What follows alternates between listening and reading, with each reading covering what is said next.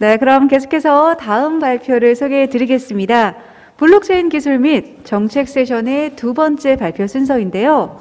이번 시간은 블록체인 기반의 백신 접종 증명 주요 이슈에 대해 서울 외국어대학원대학교 박근덕 교수님께서 발표해 주시겠습니다. 네, 여러분 큰 박수로 환영해 주시기 바랍니다.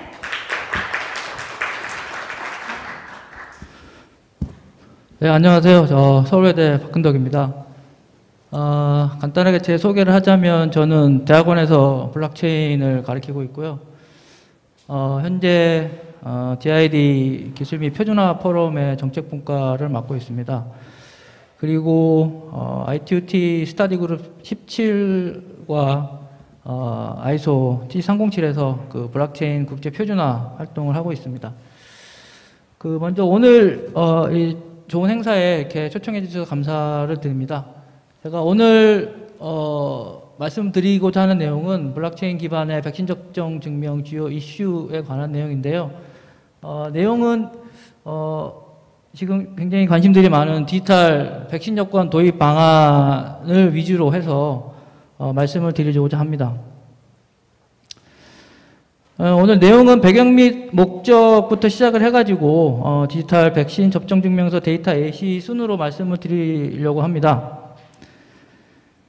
뭐 다들 아시겠지만 코비드-19 주요 감염병 예방 및 확산 방지를 하고자 하는 목적이 굉장히 강하고요.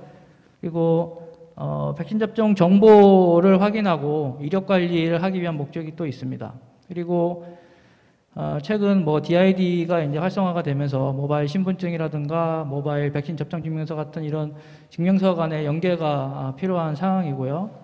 그래서 백신 접종 증명서를 발급을 할 때 모바일 신분증을 활용해서 발급을 받을 수도 있고, 그리고 모바일 신분증 내에 그 백신 접종 유효성이라든지 이런 정보들을 공유를 해서 이용자가 편리하게 이용할 수 있도록 그렇게 하는 게 좋을 것 같고요. 그리고 이 백신 접종 정보, 백신 접종 증명서 등을 통해서 공항이라든가 관광지라든가 대다 많은 사람들이 모이는 그런 시설에 출입을 할 때 이렇게 통제를 할 수 있는 그런 목적으로 사용할 수도 있을 것 같고요. 그리고 이제 유럽 국가 같은 경우는 국경 간에 이동을 할 때 격리를 면제시켜 준다든가 그런 목적으로 사용할 수도 있을 것 같고요. 그리고 또 중요한 부분이 이제 지금 소위 얘기하는 백신 여권을 도입하고자 하는 국가들이 굉장히 많습니다. 그래서 그런 국가들이 국내에서만 사용하는 것이 아니라 각 국가 간에 상호 인증을 통해서 공통적으로 사용할 수 있는 그런 목적이 굉장히 중요하다고 볼 수 있겠습니다. 그래서 국내에서만 사용되는 것도 의미가 있긴 하지만 지금은 글로벌하게 사용할 수 있도록 하는 것이 더 중요하다고 생각이 듭니다. 간단하게 국내 현황을 잠깐만 좀 보시면 현재 아시겠지만 정부24라든가 질병청 홈페이지에서 코비드-19에 관련된 증명서를 온라인으로 발급을 받을 수 있는데, 이거는 모바일 기반은 아니고 그냥 일반적인 우리 민원 서식 형태로 받을 수 있는 상태고요. 현재 정부에서, 그러니까 질병청에서 현재 백신 여권 도입에 대해서 논의를 하고 계시고, 그 다음에 일부 기업에서 백신 여권 서비스를 출시를 하고 있습니다.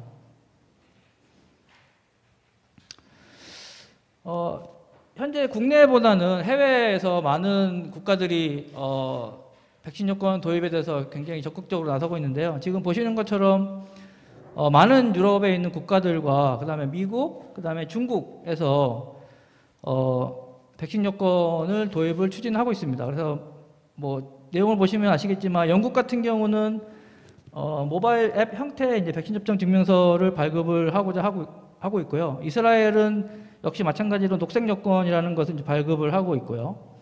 그 다음에 또 스위스는 커먼 패스라는 민간 주도의 증명서를 지금 만들고 있는 상황이고요. 그리고 이제 유럽 연합 자체에서 디지털 녹색 여권이라고 해서 이제 시스템을 현재 개발을 추진하고 있습니다. 이 유럽 연합의 사례는 제가 뒤에 슬라이드에서 좀 더 자세하게 말씀을 드리겠습니다. 그리고 미국 같은 경우는 앞서 잠깐 말씀을 드렸지만 IBM, 그러니까 민간 주도로 디지털 헬스 패스라고 하는 모바일 앱을 현재 개발을 추진하고 있고요. 그리고 그 외에 이제 중국이 자기들 어떤 관광 산업을 좀 활성화시키기 위한 목적으로 미국이 굉장히 백신 여권 도입에 적극적으로 나서고 있습니다. 앞서 말씀드린 것처럼 이제 유럽 연합에서 굉장히 이 디지털 그린 증명서에 대한 적극적인 추진을 현재 진행을 하고 있는데, 잠깐 내용을 보시면 이 증명서를 인정하는 국가가 굉장히 광범위합니다. 그래서 유럽 연합의 모든 회원국이 다 인정 국가가 되고 있고요. 그러니까 유럽 국가 중에 아이슬란드라든가 리히텐슈타인이라든가 노르웨이나 스위스 등 이런 EU에 속하지 않은 국가들도 여기에 이제 참여를 하고 있고요.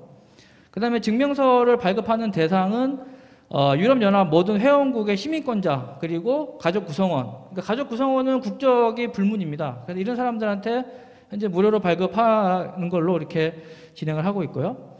그 다음에 증명서 종류인데 이게 굉장히 중요한 부분이거든요. 그래서 단순하게 백신 접종 증명서 하나만 발급하는 게 아니고 백신 접종 증명서와 그 다음에 검사 증명서. 검사 증명서는 뭐냐면 코비드 19이 양성인지 음성인지를 검사하는 증명서, 그 검사를 받았다는 증명서를 얘기하는 거고요. 그 증명서에 보면 양성이다 음성이다가 이제 찍혀 있는 거겠죠.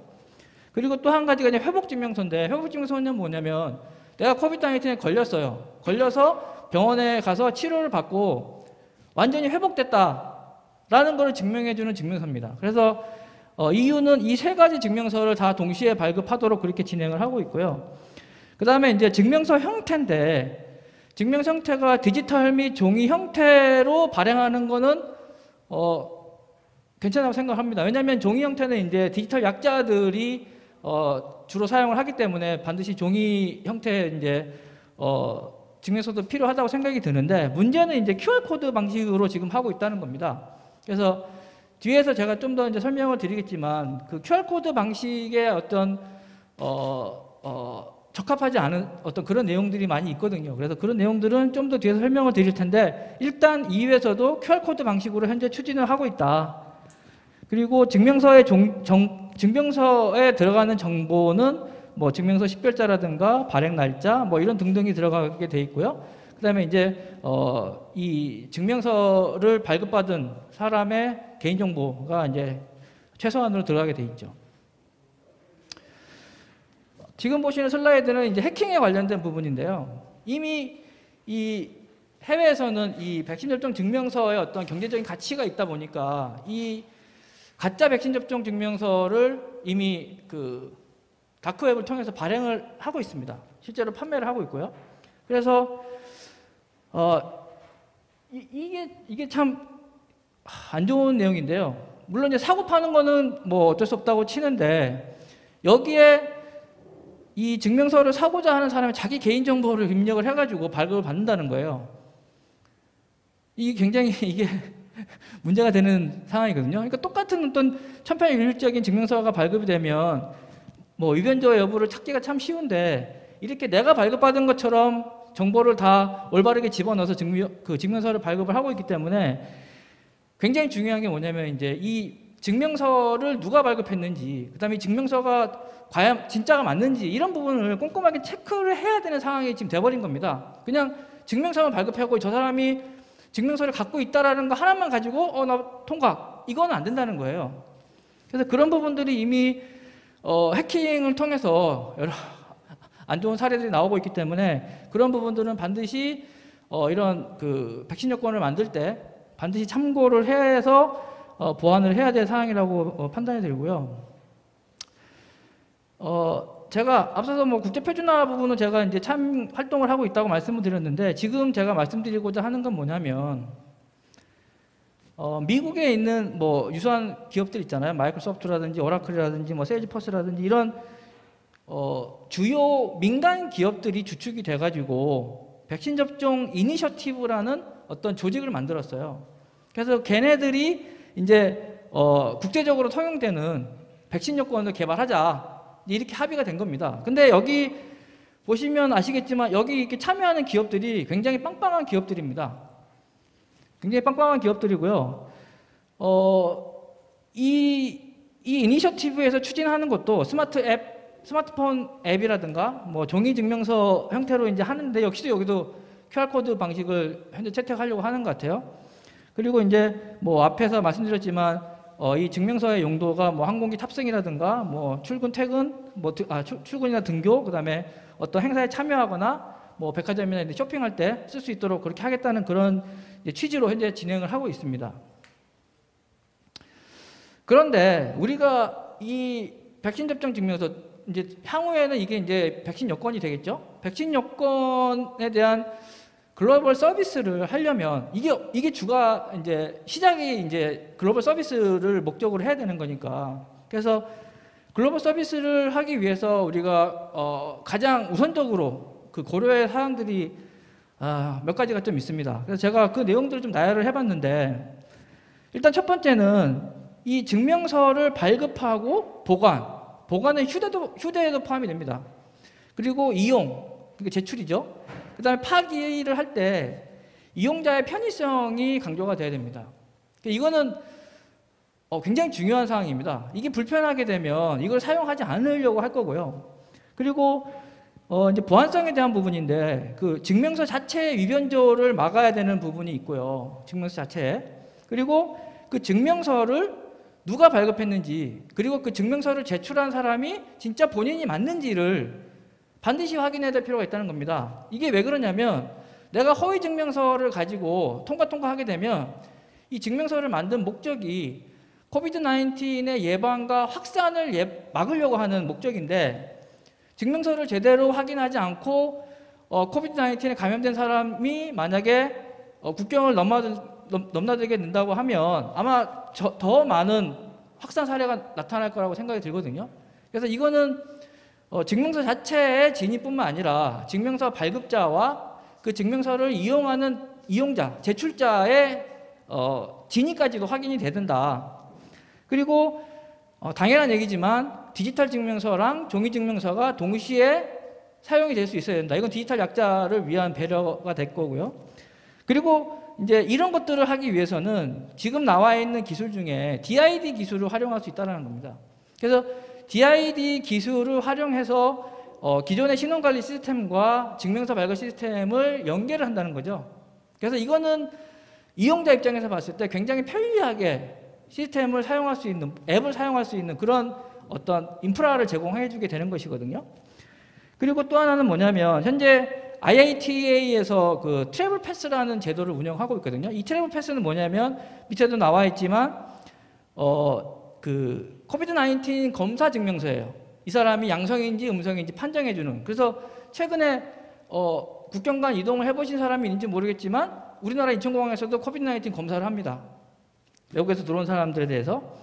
제 처제도 얼마 전에 한국에 들어왔을 때 인천공항에서 거의 8시간 넘게 잡혀 있었거든요. 이 코비드-19 검사하면서. 그래서 이 IATA에서 이런 그 검사 증명서 발급 현재 그 서비스를 하고 있고 거기에 많은 항공사들이 현재 참여를 하고 있고요. 그 다음에 굉장히 중요한 사항인데 이 국가 간 상호 인증을 위한 글로벌 신뢰 앵커 구축이 굉장히 중요합니다. 이 증명서에 들어가는 데이터는 어떤 뭐 그냥 일반적인 데이터가 아니라 굉장히 중요한 개인정보가 들어가 있는 데이터거든요. 그래서 그 데이터를 신뢰할 수 있도록, 그러니까 서비스 제공자, 뭐 예를 들어 공항이라든가 마트라든가 그런 서비스 제공자들이 그 증명서에 관련된 데이터를 신뢰할 수 있도록 만들어줘야 되거든요. 그래서 그 신뢰 앵커 구축이 굉장히 중요하고요. 그 다음에 글로벌 서비스를 해야 되니까 당연히 각 나라의 정보보호 및 그 개인정보보호 규정을 잘 준수를 해야 될 겁니다. 그래서 뭐 여기에 뭐 GDPR이 들어갈 수도 있고요. 우리나라 개인정보보호법이 들어갈 수도 있고, 뭐 미국의 CCPA가 들어갈 수도 있고요. 그리고 이제 마지막으로 ITU-T나 ISO 같은 이런 국제 표준화 기구에서 이런 그 증명서 관련된 시스템에 대한 뭐 데이터라든가 프로토콜 이런 것들에 대한 이제 표준화가 시급하게 진행이 돼야 된다는 것이죠. 지금 보시는 건 뭐냐면 궁극적으로 지금 현재는 백신 여권 이러면 그냥 백신 접종 증명서 하나만 얘기하는 거거든요. 근데 그게 이제 발전을 하면 궁극적으로 지금 보시는 것처럼 이렇게 많은 증명서들이 한 가지의 백신 여권으로 통합이 된다는 겁니다. 그래서 지금 제가 예를 든 거는 뭐 여권, 그다음에 신분증이죠. 그다음에 뭐 항공기 탑승권, 그다음에 백신 접종 증명서, 그다음에 감염병 검사 증명서가 있는데 여기에 아까 말씀드렸던 그 회복 증명서도 포함이 될 수 있고요. 그래서 이렇게 여러 개의 증명서를 각각 들고 다니면서 검증을 받는 거는 굉장히 불편한 일이고 굉장히 시간도 많이 걸리는 것이고요. 그래서 이거를 이용자 편의성을 향상시키기 위해서 DID 방식으로 통합 운영을 해야 된다는 겁니다.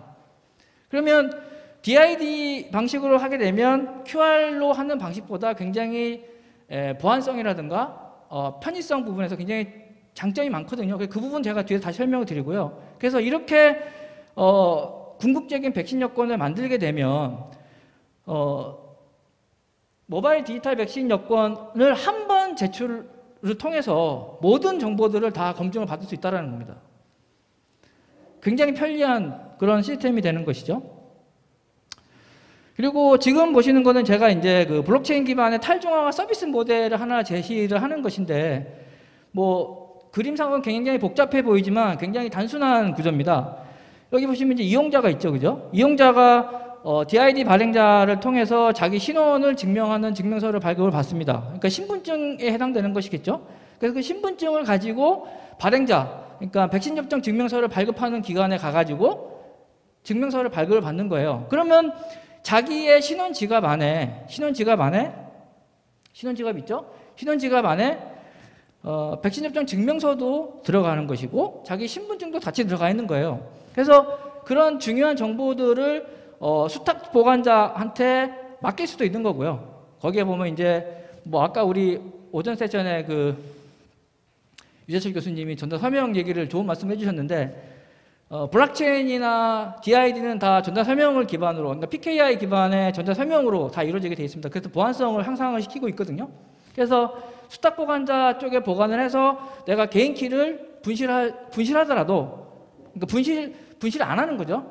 그러니까 모바일 폰에 저장되어 있는 개인 키는 얼마든지 분실될 우려가 있으니까 이거를 안전한 곳에 보관해서 내가 사용하는 어떤 그런 의미의 이제 수탁 보관자라고 생각하시면 될 것 같고요. 그래서 이용자가 이제 여기 위에 보시면 이용자가 서비스 제공자는 뭐 공항이라든가 마트라든가 뭐 스포츠 경기장이라든가 이게 대중들이 많이 가는 그런 시설이라고 생각하시면 될 것 같습니다.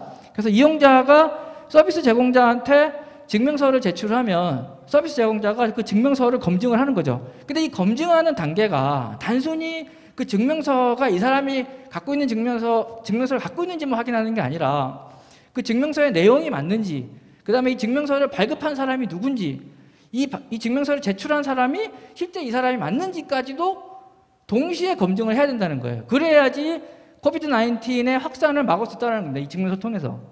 그래서 여기 나와 있는 것처럼 유니버설 온체인이라는 글로벌 체인을 구축을 하게 되면 그 체인을 통해서 많은 국가들이, 많은 서비스 제공자들이 증명서를 검증할 수 있게 되는 겁니다. 대신에 이 유니버설 온체인에는 개인정보가 들어가면 안 될 것이고요. 그 다음에 블록체인 기반이니까 얼마든지 데이터 유변조를 막을 수 있다는 그런 장점이 있습니다. 그리고 이제 밑에 업체인들이 있는데 이 업체인들은 결국은 온체인을 서포트하는 어떤 체인이거든요.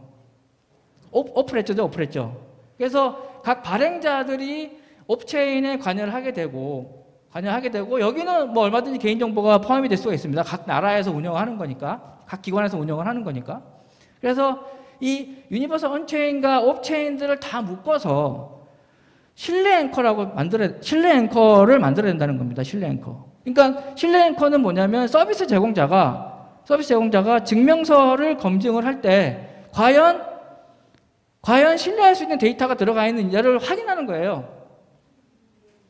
그래서 신뢰 앵커를 구축하는 게 굉장히 중요한 사업입니다. 어떻게 보면.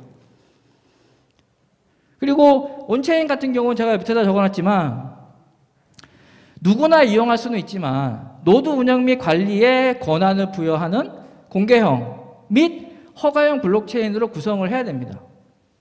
이거는 이제 하이브리드 형식이라고 보시면 되거든요. 그래서 공개형 퍼블릭은 누구나 이용할 수 있는 거예요. 누구나. 하지만 퍼미션드라는 거는 퍼미션도라는 거는 통제를 하겠다는 거예요. 사용을 할 수 있지만 통제를 하겠다는 거예요. 왜냐? 여기에 저장되어 있는 데이터들은 어떻게 보면 굉장히 중요한 데이터고, 물론 검증을 하기 위한 중요한 데이터잖아요. 신뢰 앵커니까. 그러니까 편의성은 높이지만 보안성도 같이 따라가야 되기 때문에 퍼블릭 및 퍼미션 방식으로 해야만 된다는 겁니다. 지금 보시는 건 앞에 말씀드렸던 서비스 모델을 백신 여권에 적용을 한 거예요. 백신 여권에다가. 그래서 아까 말씀드렸지만 백신 여권에 들어가는 여러 가지 증명서들이 있습니다. 그 증명서마다 발행자가 다 있을 거예요. 디지털 여권 발행하는 발행자 따로 있을 거고, 백신 접종 증명서 발행하는 발행기관 따로 있을 수도 있고, 그 다음에 그 회복 증명서 발행해주는 기관이 다 다를 수 있다는 거예요. 다 다를 수 있지만 이 사람들이 옵체인을 통해서 유니버설 온체인에다가 그 정보들을 공유를 해주면 이용자 입장에서 봤을 때는 내가 DID 방식으로 한 번만 제출하면 그 모든 여러 개의 증명서들을 일괄적으로 한꺼번에 검증받을 수 있다는 겁니다. 그리고 여기서 중요한 게 뭐냐면, 이렇게 하기 위해서는 여기 세 가지의 어떤 신원 지갑에 대한 타입이 있을 수가 있는데, 첫 번째는 뭐냐면 공용 신원 지갑이 있고, 두 번째는 이기종 신원 지갑 간의 공개 API가 필요할 수가 있고요. 그 다음에 세 번째가 이제 페더레이션 신원 지갑인데, 공용 신원 지갑은 뭐냐면 지갑 하나에다가 여기서 발행한 거랑 여기서 발행한 거 전부 다 증명서를 다 한 지갑 안에 다 넣어놓는 걸 얘기하는 거예요. 굉장히 호환성이 높아야 되겠죠? 근데 두 번째는 뭐냐면 A 증명서, B 증명서, C 증명서가 각각 다른 지갑에 있다 하더라도 걔네들 간의 상호 호환성을 유지시켜주면 된다. 그게 두 번째 타입이에요. 어차피 전체 지갑은 애플리케이션이거든요. 그리고 세 번째 페더레이션 신원 지갑은 여기에 수탁 보관자, 앞서서 말씀드린 수탁 보관자가 만들어주는 신원 지갑이죠. 얘는 이제 어차피 페더레이션 지갑이기 때문에 어떻게 보면 공용 신원 지갑하고 비슷한 어떤 역할을 할 수 있는 그런 지갑입니다. 그래서 이 세 가지 타입의 신원 지갑이 나올 수가 있고요. 그 다음에 지금 보시는 슬라이드는 뭐냐면, 그러면 온체인, 유니버설 온체인과 옵체인에 누가 참여를 하느냐, 참여자에 대한 부분을 이해하기 위한 그림입니다. 그래서 유니버설 온체인에는 감염병 검사 증명서를 발행하는 발행자, 그 다음에 백신 접종 증명서를 발행하는 발행자, 그 다음에 서비스 제공자, 이런 기관들이 이제 온체인에 붙어 있는 거고, 옵체인은 각 국가, 각 지역별로 이용자, 수탁 보관자, DID 발행자, 증명서 발행자, 이런 사람들이 각각 붙어 있는 그런 구조가 되는 것이죠. 지금 보시는 거는 이제 그 분산 신원 증명 방식과 QR코드 방식으로 했을 때 큰 차이점이거든요. 이거는 이 표 하나로 보여줄 수 있는 게 뭐냐면, 이용자의 편의성과 보안성을 동시에 만족시켜 주는 거예요. 그래서 지금 표를 보시면 아시겠지만, QR코드는 여러분도 아시겠지만 정적 QR이 있고 동적 QR이 있어요. 하지만 걔네들이 전부 다 이렇게 복제를 할 수 있는 굉장히 취약한 상황이고요. 또 다 아시겠지만 QR코드는 QR코드 리더기를 통해서 얼마든지 그 내용들을 다 확인할 수 있습니다. 개인정보가 있든 뭐가 있든 간에 다 읽을 수가 있어요. 그래서 그거를 암호화를 해야 되는 또 필요성이 생기는데, 그렇다면 암호화를 하면 대치키 방식으로 할 것이냐 비대치키 방식으로 할 거냐가 또 문제가 생기고, 또 암호키 관리는 어떻게 할 것인가에 대한 문제가 또 생깁니다. 왜냐하면 서비스 제공자도 똑같은 키를 갖고 있어야 되거든요. 그걸 어떻게 관리할 거냐는 거예요. 암호키에 대한 부분도. 그리고 분산 신원증명 같은 경우는 QR코드 방식이 아니라, 제가 예를 들어 이 단말기가 시설에 있는 서비스 제공자 단말기고 제 핸드폰을 갖고 가잖아요. 그러면 제가 이 근방에만 딱 가면 얘가 제 휴대폰을 인식을 해요. 블루투스를 통해서. 블루투스는 거리를 측정할 수 있거든요. 저 사람과 나의 거리를 측정할 수 있거든요. 그래서 이 단말기가 저의 모바일 폰을 인식을 해요. 제가 애플리케이션을 켜고만 있으면. 인식을 하고 여기서 증명서를 달라고 요청을 합니다. 무선으로. 그러니까 블루투스 방식이나 아니면 와이파이 다이렉트 방식으로 달라고 하거든요. 그러면 이용자가 그냥 확인 버튼만 딱 누르면 모든 검증이 끝나는 거예요. 하지만 QR 방식은 앱 실행시켜가지고 QR 갖다 대서 찍어야 되죠. 그 다음에 또 그 다음 증명서 또 QR 만들어가지고 또 찍어야 되죠. 또 그 다음 증명서 또 찍어. 그리고 여러분들 요새 QR만 찍고 다니시잖아요. QR 인식 잘 하던가요? 잘 안 돼요. QR 인식도 굉장히 불편해요. 그래서 여기 보시는 것처럼 보안성에 대한 부분과 편리성에 대한 부분을 DID 방식으로 표준화를 하게 되면 굉장히 유용하게 이용자들이 사용할 수 있다.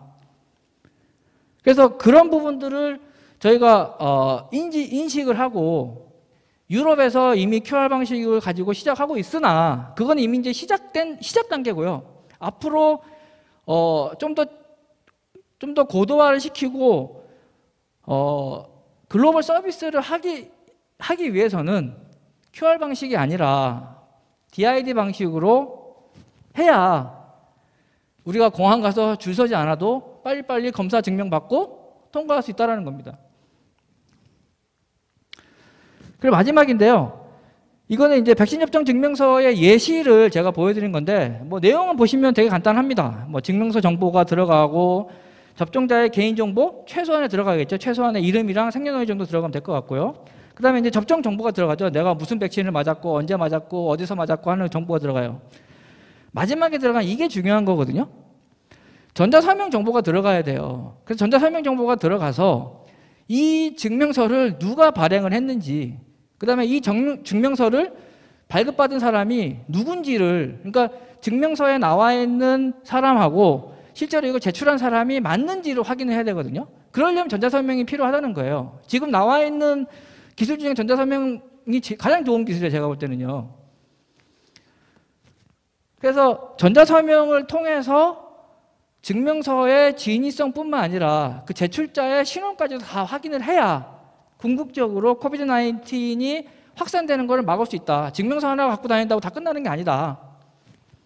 그래서 오늘 제가 말씀드린 핵심적인 부분은